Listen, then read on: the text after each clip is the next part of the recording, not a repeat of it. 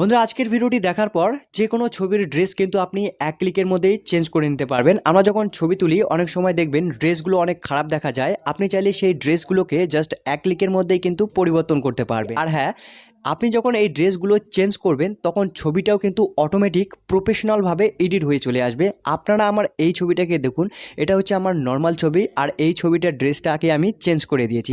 তো দেখুন কতটা প্রফেশনালভাবে ছবির ড্রেসগুলো কিন্তু চেঞ্জ হয়ে গেছে। কিভাবে এই কাজটি আপনারা করবেন সেই সম্পূর্ণ প্রসেসটি আজকের এই ভিডিওতে খুব সুন্দর করে কিন্তু এক্সপ্লেন করে দিয়েছি।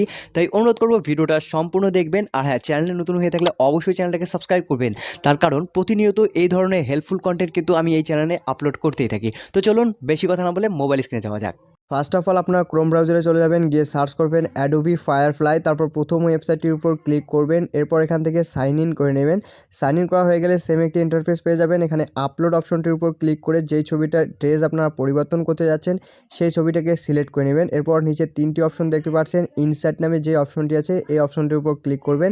এবার অ্যাড নামে একটি অপশন আপনারা দেখতে পারবেন, এই অ্যাড অপশনটির উপর ক্লিক করে তো আপনাদের যে ড্রেসটা আছে সেটাকে আপনারা কিছুটা এইভাবে সিলেক্ট করে নেবেন। সিলেক্ট করে নেওয়ার পর দেখুন এখানে একটি বক্স ওপেন হয়ে যাবে। এই বক্সটার ভিতরে আপনারা যেই রকম ধরনের ড্রেস চান সেটা আপনারা এখানে জাস্ট লিখে দিবেন। তো আমি এখানে টি শার্ট লিখে দিলাম। জাস্ট লিখে দেওয়ার পর এখানে জেনারেট নামে এই অপশনটির উপর ক্লিক করবেন। কিছুক্ষণ সময় নেবে, কিছুক্ষণের মধ্যে কিন্তু আপনাদের ড্রেসগুলো চেঞ্জ হয়ে এখানে চলে আসবে।